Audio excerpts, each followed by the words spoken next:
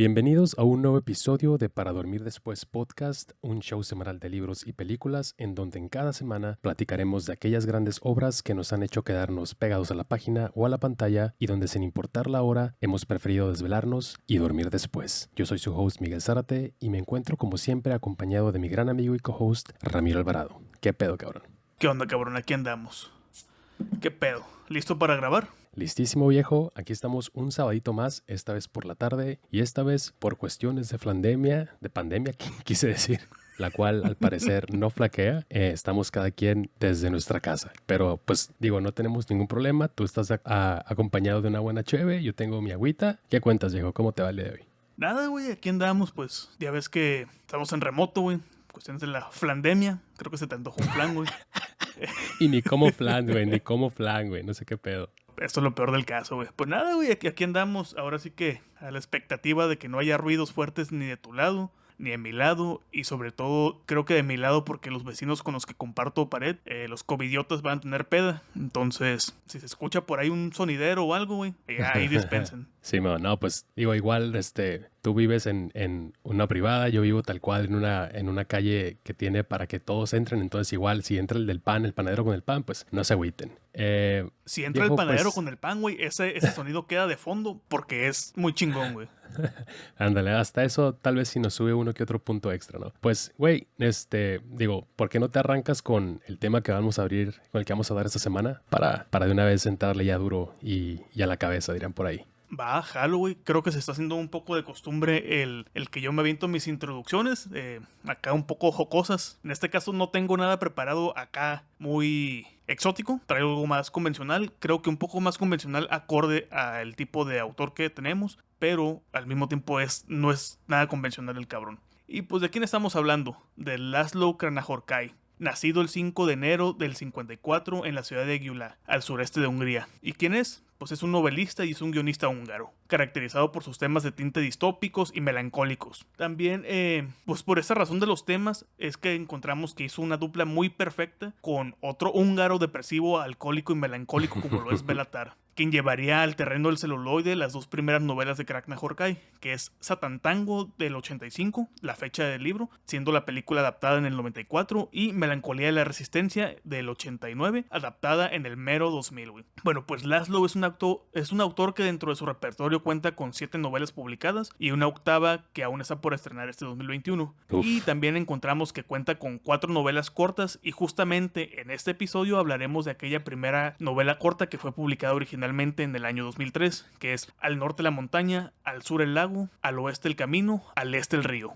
Y como nota al pie de página, güey, hay otro László que tiene relación con Béla Tarr, y es precisamente el director László Nemes, quien hace unos cuantos años fue asistente de dirección de Béla Tarr y que ahora lo ubicamos por ser quien dirigió El hijo de Saúl en el 2015 y fue la película que se ganó el premio a Mejor Película Extranjera en los Oscars del 2016. De acuerdo, codeándose con los grandes es como te vuelves otro grande, ¿no? Y de acuerdo, justamente como mencionas, el día de hoy hablaremos de Al norte a la montaña, al sur el lago, al oeste el camino, al este el río. Una novela bastante peculiar de Don László, ya que, digo, sabemos uno de sus fuertes o una de las razones por las que es mundialmente conocido y reconocido, además de esos grandísimos guiones adaptados de su misma obra para trabajar con Béla Tarr, es justamente sus historias, ¿no? Esas historias llenas de melancolía, tristeza, frías, heladas, y en este caso, pues parecería que la historia, si bien está ahí, si bien está presente, es algo de un carácter más simple si lo ponemos en comparación con el resto o con todo lo demás, ¿no? Leyendo esta novela, se exacerbaron, debo decir, mis ganas de visitar Japón. El pasar por sus líneas es sumergirse con el personaje en un estado de constante desorientación, sobre todo al principio, pero diría que a lo largo de las 140 páginas, pero a su vez una fascinación 143. Bastante palpable, 143, fíjate, para ser exactos. Este libro me recuerda mucho al estilo de la literatura naturalista japonesa, fuertemente cargada con una aura sensorial, digamos. Ya ves, los japoneses siempre han sido, hasta estos días, creo que siempre, no sé si será una cuestión seguramente es una cuestión cultural, pero sus historias, aún sean lo más mundanas y lo más cargadas del lado de los personajes, siempre tienen este tipo de aura muy, muy sensorial. En lo personal me recuerda mucho a los libros de Yasunari Kawabata, como El rumor de la montaña o Mil grullas, o algunas de las obras de Yukio Mishima, como El rumor del oleaje particularmente. Algunas otras como de Qué buen Kinkidou, libro, güey.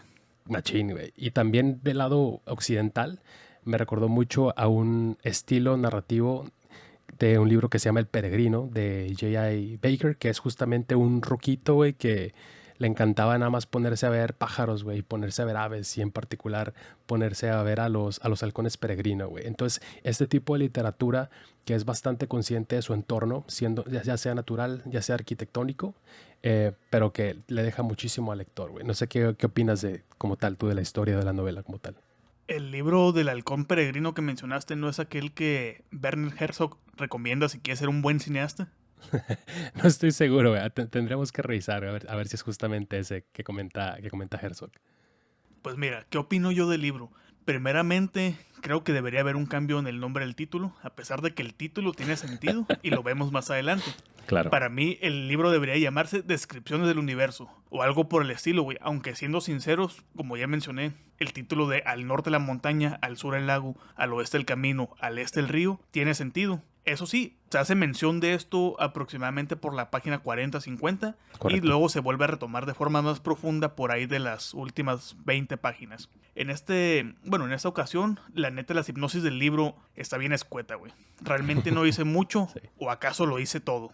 Tenemos que la descripción menciona: al sur de Kioto, junto a la vía del tren de la línea de Keina, a solo una parada de la ciudad hay un monasterio. Una escalada laberíntica conduce al nieto del príncipe Genji a este lugar apartado. No muy lejos de allí, dicen, tiene que hallarse el jardín más hermoso del mundo.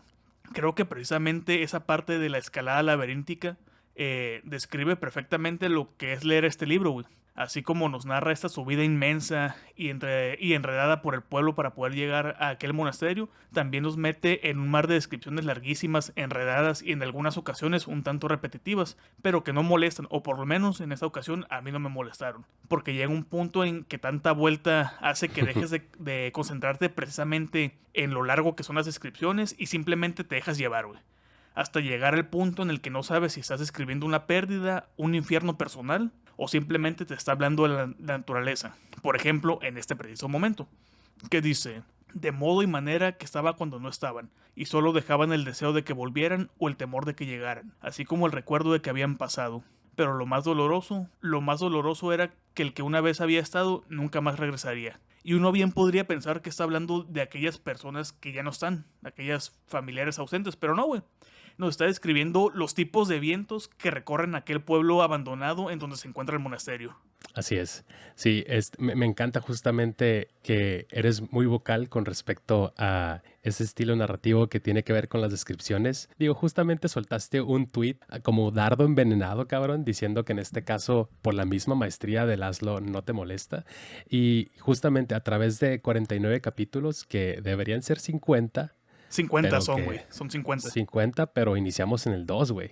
A ver si te diste cuenta. Y con lo del dardo, güey. Mira, me dijiste que me ibas a agarrar putazos, güey. Creo que acertó llegó a su destino, güey. Sí, yo lo que quiero es nada más mencionar que justamente estas descripciones de los alrededores por los que seguimos al personaje principal son casi proyecciones que salen de las líneas que conforman las oraciones del libro. O sea, son detalladas, pero también son vivaces, ¿no? Con un cierto dejo de espacio todavía para que podamos imaginarlas a nuestro modo. Tiene razón, yo creo que la novela no es para nada sencilla, sobre todo para el lector común, por llamarlo de algún modo, y no en forma de detrimento, sino ahí difiere un poco, güey. Sí, híjole, espérame, nada más déjame. No, yo no creo que no, güey, porque la mayoría de nosotros, digo, me voy a incluir, estamos acostumbrados a que exista un motor narrativo bastante claro, o sea, que nos estén guiando tal cual por donde vamos, pero yo sí creo que podría ser hasta cierto punto un bloquezote el hecho de que alguien caiga en esa convención, pero sí, digo, una vez que entras como tal a la convención del libro, creo que es mucho más fácil seguirlo. Ahora sí, digo, porque para tú lo consideras algo fácil también, chingo que lo mencionas. Sí, cierto.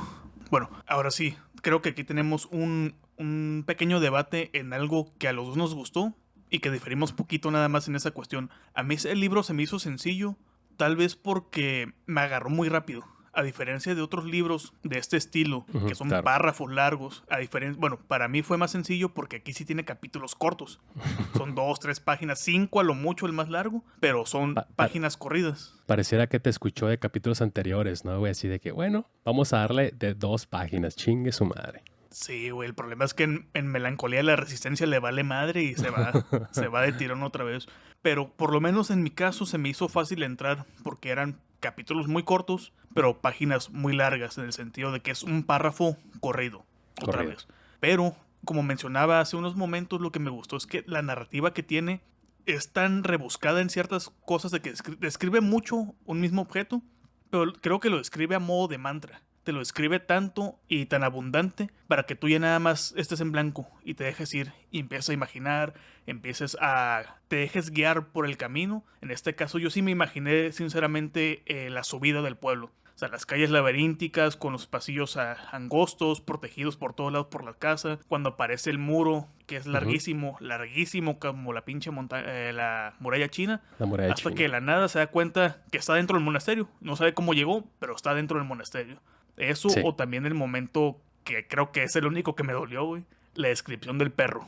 Cómo sube por una de las laderas. Es súper cabrona, viejo. Y sí, justamente es uno de los momentos cruciales del libro. A mí también, la forma en la que está relatada, la forma en la que está escrita, porque lo hemos visto, creo que tiene mucho que ver eso, ¿no? Digo, ¿cuántas veces no hemos visto a un perro coger de su patita derecha de la parte de atrás, güey? Pero en este caso, hasta cierto punto, llega a ser un punto culminante poético, ¿no?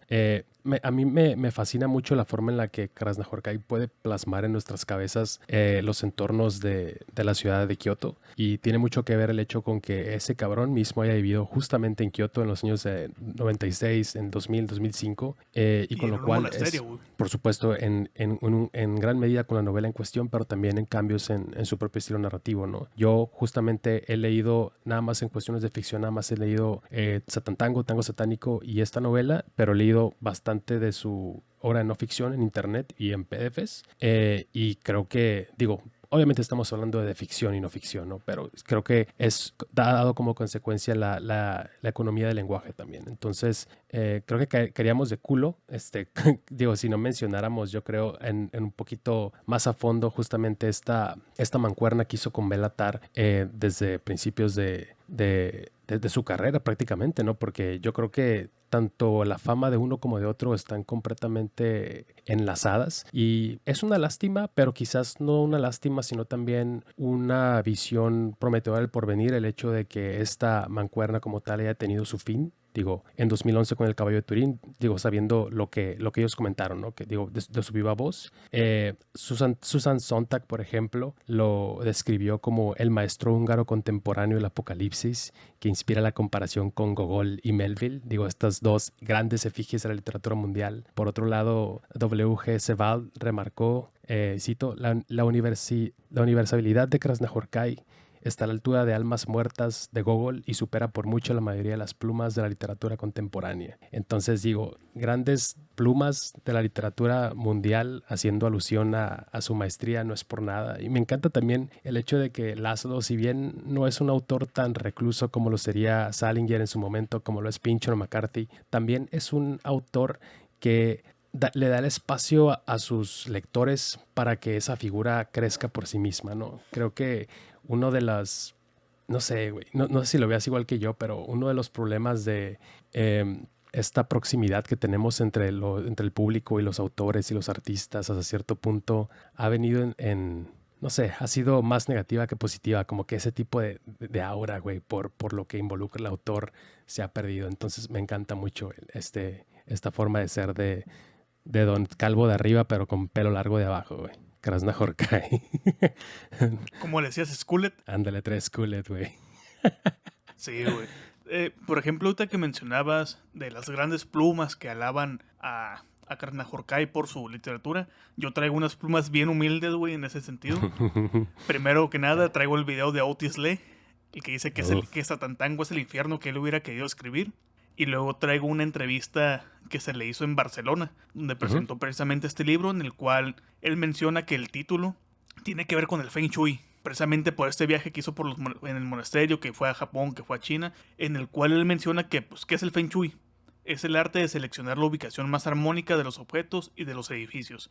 Entonces, el libro tiene una muy buena descripción de por qué el monasterio está en ciertas posiciones, por qué sus pabellones, incluso hasta con los árboles. Eso se me hizo bien chingón, güey, la neta. Simón. Y en esta entrevista él menciona que, bueno, hablando como si fuera yo, Krasna Horkai, dice: encontré una forma increíblemente sutil de la belleza y en gran abundancia, que era como una infección de paraíso, lo contagiaba todo. Esto hablando de cómo lo atrapó la belleza del pueblo nipón, también incluso el pueblo chino, pero como mencionabas también con relación con escritores que son herméticos, tanto como Pynchon, que nadie lo conoce, y quien lo conoce, pues yo creo que lo han de haber matado para que no revelara la identidad, güey.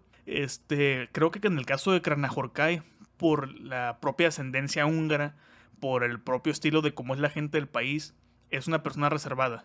Digo, sí, sí hay entrevistas con él, sí platica y todo el rollo, pero tiende a ser muy reservado de su vida, muy, muy celoso de su vida personal.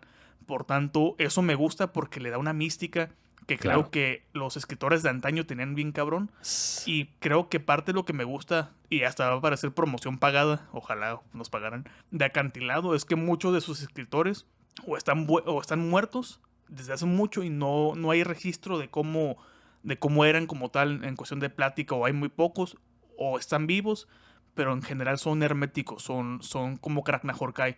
Uno tiene que descifrar un poco cómo son ellos a través de su escritura. Y volviendo a la dupla, pues tenemos que es amigo de Belatar, güey, un alcohólico depresivo, alcohólico declarado. Y como dices, yo creo que la mancuerna más cabrona que hicieron fue precisamente en la adaptación de Tatantango y de Resistencia a la Armonía.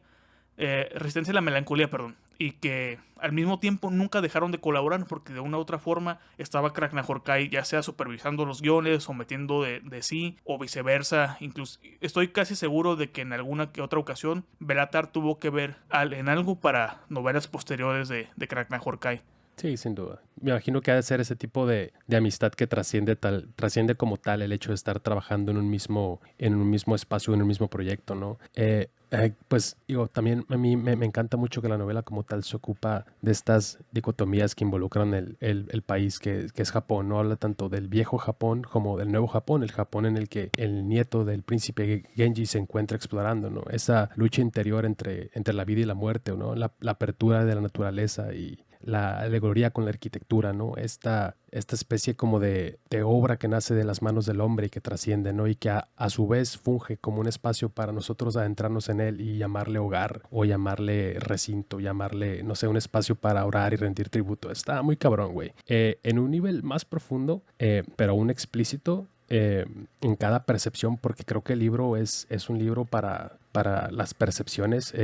La novela profundiza mucho en la impensable relación entre el espacio, el tiempo y la insoportable infinitud, ¿no? Ese concepto bigger than life, ¿no? El título de la novela, como dices, da coordenadas para la ubicación de este monasterio, y encontrar el jardín mágico dentro de ese monasterio es la tarea imposible de este viaje, ¿no? Me recordó mucho a esa travesía que pasan los personajes de Stalker, por ejemplo, güey. Digo, cuando vemos a Krasna Horkai adaptado al cine, pues indudablemente tiene que llegar a ser un cine callado, un cine largo, un cine de mucha apreciación. Entonces, contemplativo. Es muy contemplativo, trascendental, diría Paul Schrader, ¿no? Entonces, creo que las palabras fluyen poéticamente durante esta novela. El estilo, digo, lo sostengo, el estilo es complejo, pero el tema es simple, ¿no? Las descripciones están completamente ancladas en abstracciones que solo tienen sentido a través de experiencias sensoriales vívidas, ¿no? Es un lugar donde vive el silencio, ¿no? La novela comparte una paradoja entre la discontinuidad y el infinito, ¿no? Es un libro que, en mi opinión, pertenece como tal a un conjunto de la más alta calidad de literatura, güey. Está muy cabrón, güey. Yo creo que, no sé si fue tu caso, güey, porque tú mencionas que tú lo agarraste rápido. Yo creo que ahí viene la diferencia, güey. Yo creo que para yo agarrarle un libro tengo que sentarme y darle un pasón de 50 páginas, güey, algo así para adentrarme. Si desde el principio me ponen una división bastante corta, yo por lazy voy a tender a decir, ok, aquí me puso la de marca, mañana le sigo. Y eso también para mí es negativo, ¿no? Entonces, pues, está cabrón, güey. Creo que ningún otro escritor, probablemente vivo, es capaz de explorar la existencia en bruto como Krasnahorkai. La otra novela que he leído de él, Satantango, pues habla acerca de las profundidades más oscuras del alma humana como tal, güey. Y es por eso que esta pequeñita joya que tengo por aquí, pues es como tal una celebración de vida, güey. Fue una sorpresa bien pinche encantadora, güey, porque, digo, está de más mencionarlo, pero llegamos a Gandhi, güey. Dijimos, pues vamos a ver qué hay. Y nos lo topamos, ¿no? Y dijimos, pues chingue su madre, hay que llevárnoslo. Y ya, pues aquí estamos, ¿no? Hablando de él ahora. Es correcto, güey. Sí, de hecho, lo leí rápido, güey. Para mis estándares lo leí rápido. Porque aun y cuando un libro me atrapa, tiendo a dilatarlo mucho. Precisamente por esa cuestión de los capítulos, o me canso la vista, o me entretengo con otras cosas. En este caso, ayer sí te dije explícitamente, el libro ya casi lo acabé, lo estoy parando, porque neta ya me arden los ojos, y mañana temprano lo continúo. Y creo que precisamente la parte que leí, este bloque al final, fue precisamente donde habla lo del infinito, güey. Y lo del infinito me encantó, porque aquí lo tengo, de hecho, apuntado. Este momento es donde está cuestionando sobre la existencia o no del infinito y empieza a decir que todo es finito porque siempre hay un espacio entre las cosas. Y para que sea infinito es cuando ya entra directamente este momento, que dice, el infinito solo podría existir si entre dos cosas, dos elementos, dos partículas, dos dioses, dos pájaros, dos pétalos, dos suspiros, dos disparos, dos contactos, no hubiera una distancia. Solo exclusivamente en este caso podríamos hablar del infinito. Solo en este caso de que esta distancia no exista. Entonces, y me gusta el ranteo contra aquellos autores, donde el libro donde se basa esta información del infinito es un tabique de 2000 páginas o más, que son puras secuencias de números de miles de millones, miles de millones, billones, trillones, cuatrillones, y así hasta la eternidad, hasta que nos hace la teoría de que llega un momento donde ya no hay número descriptible con nombre, que ya llegamos a puro 999999999. Por tanto, todo es finito. Y hace la postura de que aquel que quiera postular algo nuevo para atender a infinito, tiene que continuar a partir de ahí. Y como el prólogo de este libro es una mentada de madre que no escribió el editor del libro, sino escribió el propio autor, tirándole a otros autores. Y sí, de hecho, cuando fuimos a Gandhi, fue totalmente random, como cada vez que vamos a Gandhi. Y se nos atravesó ahí. Bueno, se te atravesó Krasnahorkai, que lo encontraste. Y ibas a agarrar el de Guerra y Guerra, que es el que yo tengo. Pero estaba demasiado caro, la neta. Y viste el de este que estamos hablando ahorita. Y te patrocinaste, de hecho, el libro. Entonces, con lo que comprabas uno, compraste dos. Lo leímos y salió el episodio. Pero exacto, sí, como mencionabas, es una literatura que si bien yo no he leído ni un cuarto de lo que tú has leído, sí tengo la noción de que estamos ante algo que se teje muy fino, güey. O sea, hay de escritores a escritores, y Krasnahorkai sí está en un espacio muy específico donde aún hasta las cosas más, no sé, más alegres se sienten pesadas, se sienten melancólicas, se sienten tristes, como esto que leí sobre, que hablaba del viento nada más, y que de hecho, hablando del viento, la descripción más extensa que me gustó es esta, que dice que hubo en un momento un cielo radiante, en el siguiente, impulsada por un viento de una intensidad tremenda, una masa sombría, plumbea y expansiva cuyas dimensiones no podían calibrarse con precisión, puesto que no cesaba de crecer, se hinchaba de forma impredecible, se mezclaba, se esparcía y necesitaba escasos minutos para cubrir el cielo, ya que la tormenta infernal empujaba y presionaba esa masa negra y mortífera que de súbito lo oscureció todo, de manera que se hizo silencio. Callaron los pájaros en las proximidades, cesó la suave brisa, y llegó entonces un instante en el que todo se detuvo. Llegó un instante en el que se paró el mundo.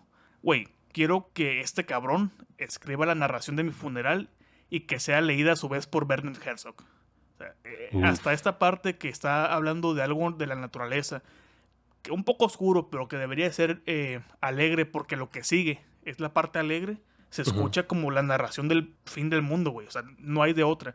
Krasnahorkai es el escritor del fin del mundo.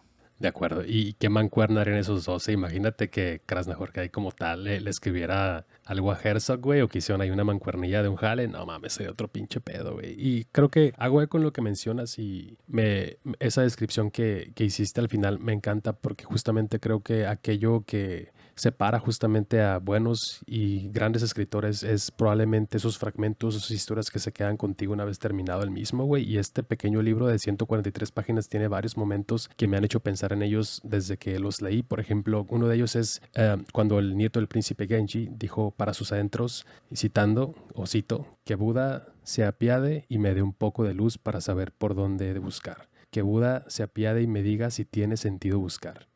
Ya no sabemos lo que pensamos, ya no sabemos lo que pensaba sobre el mundo, malinterpretamos tus palabras, nos hemos perdido del todo. Y este pequeño fragmento me parece una mezcolanza entre el sentido espiritual de la cultura japonesa como tal, o oriental, digo, podríamos decirlo, pero también un aspecto más filosófico y tal vez ya inyectado por la literatura de Krasznahorkai, que es el humano en búsqueda del sentido, y también un poquito también ahí de Nietzsche con esta máxima que dice que el Dios se ha muerto, ¿no? Y por lo menos esas grandes perspectivas o esos entendidos que teníamos con base a lo que en tiempos anteriores creíamos como lo que significaba un Dios, o esa idea común y para todos de lo que simboliza un Dios. Otro momento que me encanta es justamente la revelación en torno al Buda, que este era Buda pequeñito como un niño de 3 años y que su peculiar representación era volviendo la cabeza hacia un lado, ¿no? Y esa tenía una narrativa establecida y era adorado en su respectivo santuario, y sin embargo después se conoce justamente a qué venía el hecho de que ese Buda tuviera la cabeza volteada, ¿no? Y que fue muy escandaloso, que hasta los superiores de la orden decidieron buscar el escrito donde venía justamente esta ¿Quién pues lo hizo? La ajá, indicación.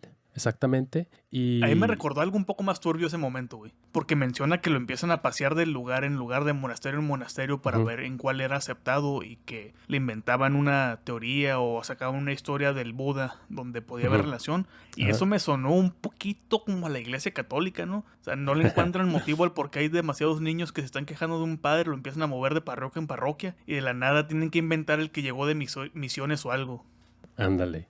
Tiene que mucho que ver. Digo, a mí me encanta que menciona que dice, voy a citar, dice, el maravilloso orador de antaño, Eikan, dice, fue oído por Buda, quien se emocionó por la fuerza de aquellas hermosas palabras, volvió la cabeza, miró atrás y vio a quien las pronunciaba, y así quedó para siempre, dando fe de que la belleza del ver humano al unirse como en la verdad es inapelable, o sea, que una desventaja cargada de imprevisibles consecuencias fue transformada hábilmente en ventaja, y gracias a tan afortunada conclusión, los vientos del escándalo se calmaron antes incluso de que realmente se levantaran.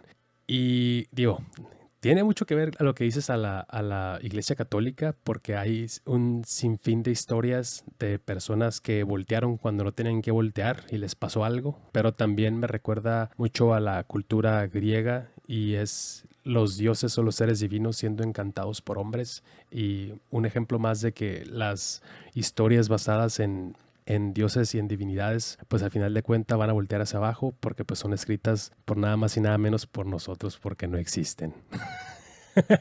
Eh, pero sí, Es un no loop sé. eterno en el cual nos estamos revisitando, ¿no? Desde desde otra perspectiva, de nosotros mismos posiblemente, pero otra perspectiva. De hecho, hay una parte donde el nieto del príncipe Genji me gusta mucho cómo él empieza a tener esta reflexión ante sí mismo, esta metarreflexión, por así decirlo, se escucha redundante, donde se da cuenta que tal vez su búsqueda fue una búsqueda muy tonta, donde empieza Exacto. a...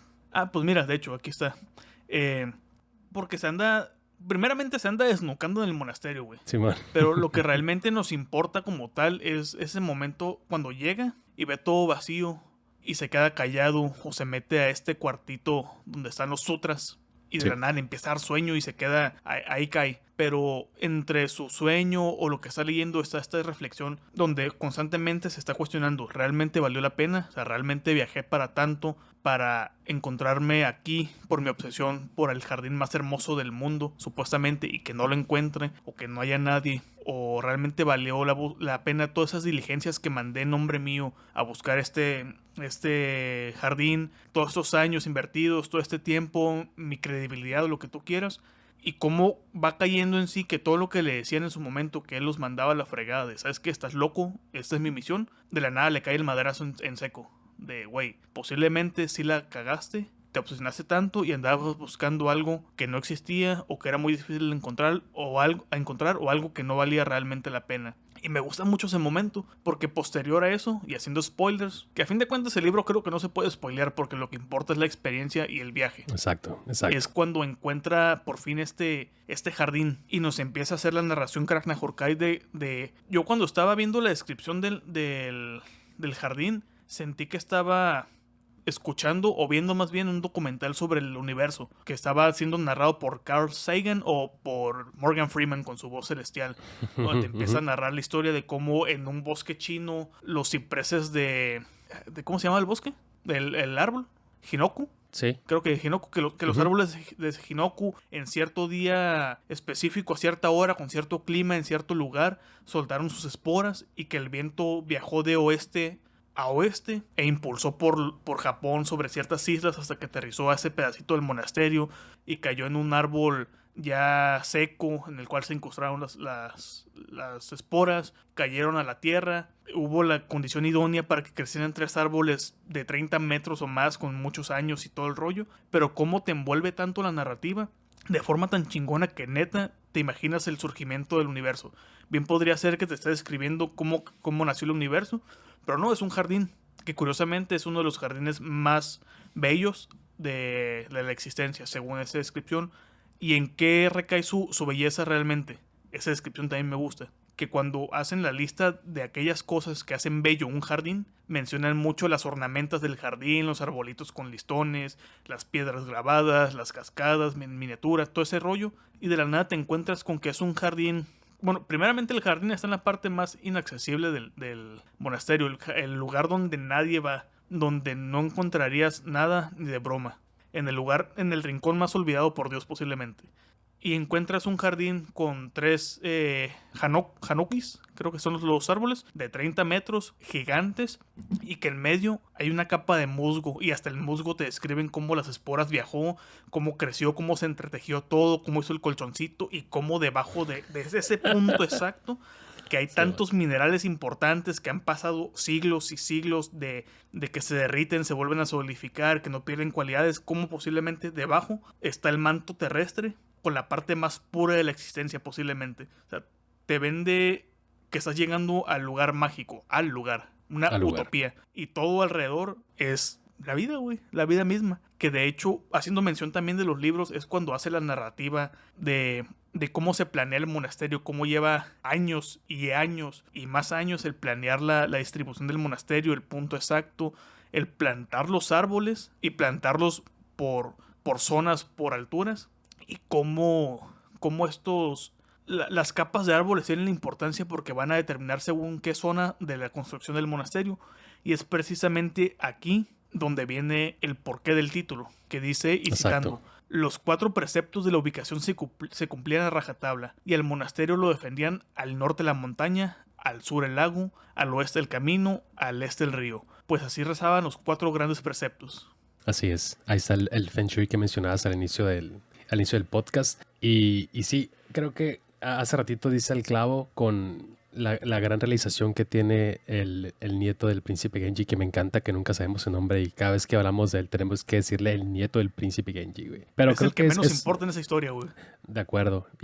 Pero además creo que refleja justamente esos puntos en los cuales hemos vivido justamente y probablemente carreras que hemos corrido y objetivos que hemos perseguido, por más grandes o por más chicos que sean, y al final de cuentas, pues, ¿qué fue lo que más nos dejó, no? Fue el llegar ahí, güey. Muchas veces ya el tener la cosa que querías, güey, el lograr lo que buscabas, no es tan satisfactorio como el haber llegado a ese punto, ¿no? Pero claro, no puede faltar ese tacto, tirándole ese a momento de éxtasis. Sí, pero digo, aterrizándolo a Krasnahorkai, no puede faltar ese dejo de melancolía que mencionas, ese sentido de no pertenencia, de sentirlo lejano, casi hasta el achievement del nieto, del príncipe Genji. Y a mí me parece una lectura súper fascinante, recomendable. Creo que tiene, digo, ya lo mencioné, o sea, narrativamente en su arsenal de cosas que tiene para proponer, me parece un libro súper completo, no sé, sin importar su extensión. Entonces, si alguien está escuchando este episodio y no sé, le suena un poquito como que dice, tal vez no es lo que me interesa a mí leer, a mí me gusta leer historias de policías, güey. Pues digo, la verdad es que yo sí instaría a la mayoría que estén escuchando esto a aventarse un chapuzón, güey, y dárselo. No sé tú La qué verdad digas. que sí, güey. Y de hecho, volviendo al rant de ayer, güey, me di cuenta que no me molesta realmente las descripciones largas, rebuscadas de cosas, a veces ni sin importancia, güey. Como en este caso que nos escriben cosas realmente sin importancia y luego cosas muy trascendentales, güey. Tan trascendentales que posiblemente Schrader, güey, diría, derechos de autor, págame. Te lo estás Di- robando de mí. O, o diría, tengo que sacar hoy otro tomo, güey, para meter también este libro ya ahí, güey. Un nuevo volumen. Ándale, junto a Nueva Juan Bing reedición. y a Lab Díaz, güey. Exacto, güey. Pero sí, me di cuenta que no me molestaban realmente las descripciones, güey. Lo que me molesta es quién las hace o cómo las hace. Y aparte del rant ante Stephen King, que ese sí fue muy dirigido de...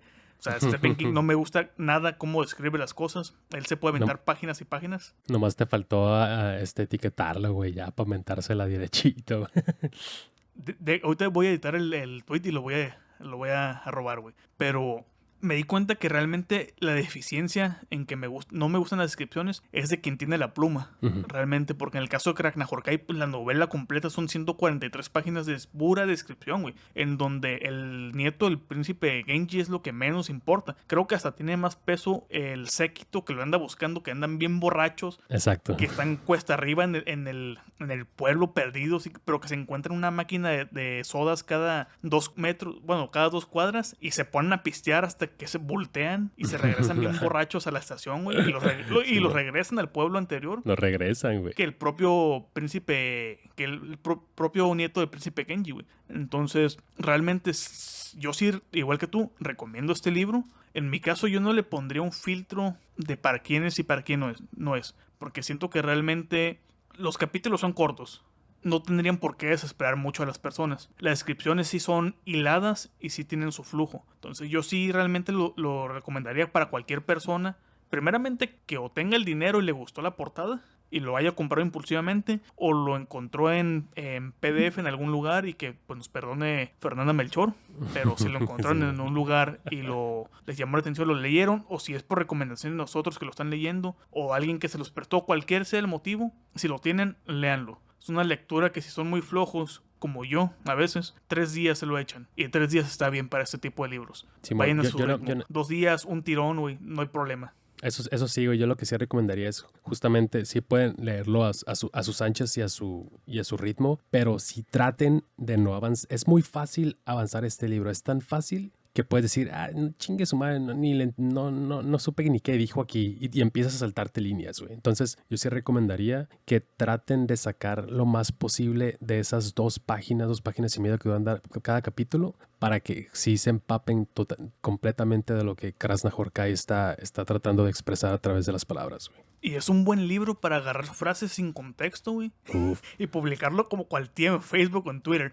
Precisamente lo que machín. yo publiqué en Twitter, que fue creo que lo segundo que leí aquí, que se escucha bien melancólico, güey, bien de Sí, gente güey. muerta. Está hablando del viento, güey, realmente. O sea, si quieren hacer lo que hacen con Platón en Twitter o más bien en Facebook, Krasnahorkai, este libro es perfecto. E incluso, y esto creo que me van a querer colgar muchos, incluso no sé si tú lo hagas o no lo hagas, güey. Bueno, tú lo haces en notas en el celular, pero yo agarré de cierto tiempo para acá la maña de rayar mis libros. Como Ujú. son míos, los voy a rayar. Y este libro hay capítulos que están casi subrayados completos. Volvemos a lo mismo, son 2 páginas. Pero que es tanta la verborrea, güey, que avienta, que dices, es que si le corto aquí, te doy a entender una cosa. Si le corto más acá, se entiende otra cosa. Si le corto antes, se pierde el sentido de lo que posiblemente quiero narrar después. O que ya cuando estaba haciendo el guión para este episodio, para tener las referencias, era como de, güey, o sea, si lo corto hasta aquí, donde marqué con pluma, pierde totalmente el sentido de lo que quiero narrar y lo tengo que extender un poco más, y posiblemente si lo extiendo más voy a monopolizar mucho o cualquier cosa. Entonces es muy difícil, pero es muy chingón porque te permite en cualquier punto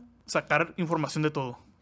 De acuerdo, sí. Léanlo, fotocópienlo, ráyenlo, hagan lo que quieran, pero léanlo. Y pues bueno, cabrón, no sé si tengas algo que agregar, además de lo que ya platicamos acerca de este grandísimo libro, Al norte la montaña, al sur el lago, al oeste el camino, al este el río. Realmente volvemos a lo mismo, hacer énfasis en recomendarlo, güey. Recomendarlo, léanlo. Si no lo quieren comprar en físico porque está caro, es Mándenos caro un el libro. correo y porque se lo fotocopiamos y se lo mandamos por correo. Ah, no. En PDF, en EPUB, en lo que sea, pero se los hacemos llegar, güey. Porque neta, es acantilado, es caro. Sí. Hay algo que quiero agregar, ahorita me acordé. Hay un A ver. momento donde describen todo el proceso de crear los sutras. De cómo Simón. eran en pergaminos, en bambú, cómo lo pulían, todo el rollo. Y vuelvo a lo mismo, se va a escuchar como promoción pagada, pero bueno, todavía ni estrenamos, no nos pueden hacer patrocinios. Exacto. Pero mucho del proceso de cómo creaban el papel para los sutras son estos pergaminos de donde vienen, es como el papel de la Biblia, pero para los budistas, en rollitos, Simón. lo que hace el escritor. Simón. Entonces, como que la textura del papel del Gran libro papel. se hacía honor al, güey, es que es un papel suavecito, bonito, delgadito, pero que no pasa tanto el marcatextos. Se siente rico el papel en mano, no como otros editoriales que cuestan bien caras y que el papel se siente como lija. Es totalmente transparente. Entonces yo creo que no pudo haber mejor editorial para el libro que Acantilado, porque precisamente en el momento donde te describe el proceso y perfección de las hojas, estás tocando un papel muy bueno. Totalmente de acuerdo, viejo. Acantilado rules. Nunca mueran. Y bueno, con eso terminamos otro episodio de Para Dormir Después podcast. Escucharon Laszlo Kawai. Recuerden que si les gustó este show, les agradeceremos mucho sus comentarios y que nos califiquen con 5 estrellas en su aplicación para escuchar podcast favorita, para que este show se vuelva visible, llegue a más personas y nos incentive a mejorar semana con semana. Pero sobre todo, les agradeceríamos que lo compartieran con un amigo. Ese amigo frío y melancólico que se muere por conocer el país del sol naciente y tiene su propia waifu. O también, ¿por qué no? Si es borracho, mejor. Si es borracho, mejor. Pero también compártanlo con alguien que crean que va a disfrutar tanto de este show como nosotros disfrutamos aplastarnos para hacerlo. Pueden seguirme en Twitter para temas off topic y mentadas de madre en @zaratestra. Y a ti, cabrón, ¿cómo te pueden seguir? Yo ya me resigné, güey. Lo voy a dejar como está. Ramiro ALVRM94. No es ALB de la verga. Posiblemente sí, posiblemente no. Es más de mi apellido. Pero ahí, para lo mismo. Off topic, mentadas de madres, compartir memes de películas, de literatura, a veces cosas que ni siquiera entiendo, pero ahí están. Perfecto, pues escucharon a Ramiro Alvarado y Miguel Zárate. Cómprense una figura de un Buda. Hasta la próxima. Rato.